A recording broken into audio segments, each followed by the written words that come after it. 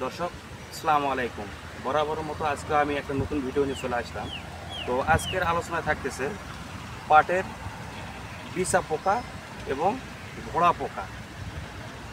দর্শক, আমি মোহাম্মদ আবু হাসান। আমি মূলত স্মার্ট এগ্রোভেটে মহাদেবপুর টেরিটরিতে কর্মরত আছি। তো আজকের বিষয়টা থাকতেছে পাটের বিছা পোকা এবং ঘোড়া পোকা দমন পদ্ধতি। আমরা কিভাবে এই পোকাকে দমন করতে পারবো। দর্শক, পাটের একটা জাতীয় সমস্যা কি, সেটা হচ্ছে মারাত্মক সমস্যা, এটা হচ্ছে বিছা পোকা। দর্শক, একটা বিছা পোকা যদি পাট খেতে যদি আক্রমণ করে, সেক্ষেত্রে কিন্তু অনেক সময় পাতার নিচ সাইডে বিছা পোকাটা আক্রমণ করার পর এই পাতাটা রসটা শুষে খেয়ে পাতাটা একবারে হোয়াইট বর্ণের করে ফেলে, অর্থাৎ এই পাতাটা শুকে ফেলে অথবা মরে যায়।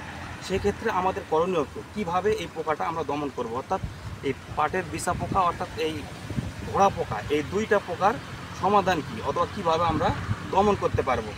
দর্শক, আমরা যদি পুরফাইরিপস গ্রুপের ওষুধ অর্থাৎ হীরামণি, স্মার্ট এগ্রোভেটের হীরামণি যদি 5 লিটার পানিতে 1 ml আর সাথে যদি আমরা এসি প্লাস 10 গ্রাম 1 ট্যাঙ্কি পানি করে এই দুইটা ওষুধ একত্রভাবে মিশ্র করে যদি আমরা পড়ন্ত বিকেলবেলা যদি স্প্রে দিই, সেক্ষেত্রে কিন্তু এই পাটের বিছা পোকা আর এই ঘোড়া পোকা দমন করা সম্ভব। তো দর্শক, এখানে যদি দেখানো যায় পাটক্ষেতটা, ভাই একটু পাটক্ষেতটা একটু ঘুরে দেখেন। মানে অসাধারণ পাটক্ষেতটা হয়েছে। তবে এই পাটক্ষেতে কিন্তু আমরা বরাবরের মতো আরও একটা ভিডিও দেওয়া ছিল লেদা পোকা। তো আজকে দিলাম বিছা পোকা অথবা ঘোড়া পোকা।